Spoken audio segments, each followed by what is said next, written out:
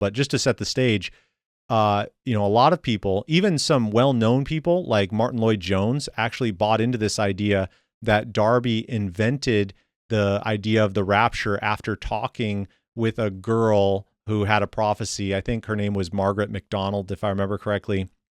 And she was a part of the Catholic apostolic movement. And so she was, giving prophecies. And this was a prophecy that Darby got and said, oh, that sounded great. And so he invented the rapture or whatever.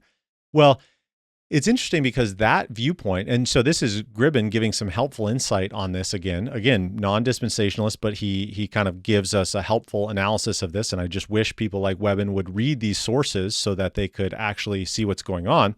And so Gribben actually shows that, there was some animosity, antagonism within the Plymouth Brethren movement.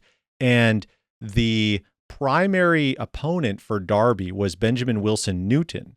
And Benjamin Wilson Newton had a cousin by the name of Samuel Prideaux Tregelles. Okay, Samuel Prideaux Tregelles. And basically, Tregelles was the one who came up with this propaganda that Darby had received this through special revelation.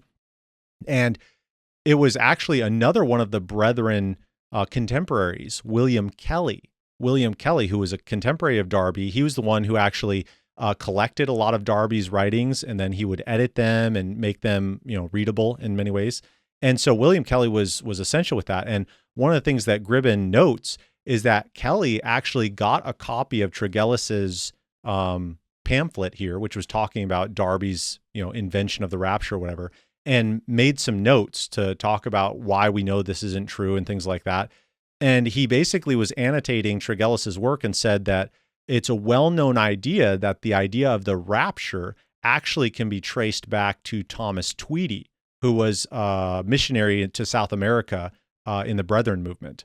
And so he came from Ireland, I think it was, but he was in South America for a while as a missionary and then came back.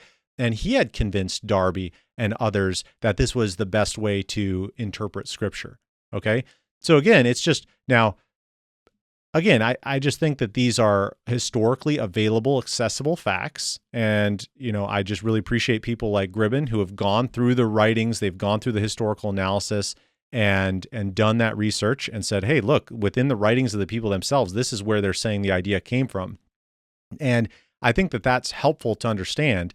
But you can understand, obviously, if you have this, need for antagonism and you're trying to discredit Darby, it would be an easy thing to say that he gets it from some, girl prophet in this, anathema movement or something like that. But that's pretty typical with how, even, the world works today. I mean, we often try to discredit people by saying they get their ideas from fallacious sources or things like that. But my main challenge is this, okay? Like these are historically reliable understandings. Like we have the research, we have the documents, they're available to us now.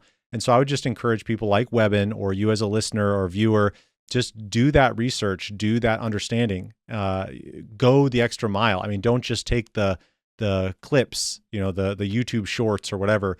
I mean, this is about the truth, and we want to be as faithful as possible. But to say that Darby received all of these novel ideas through special revelation is just so disingenuous and fallacious.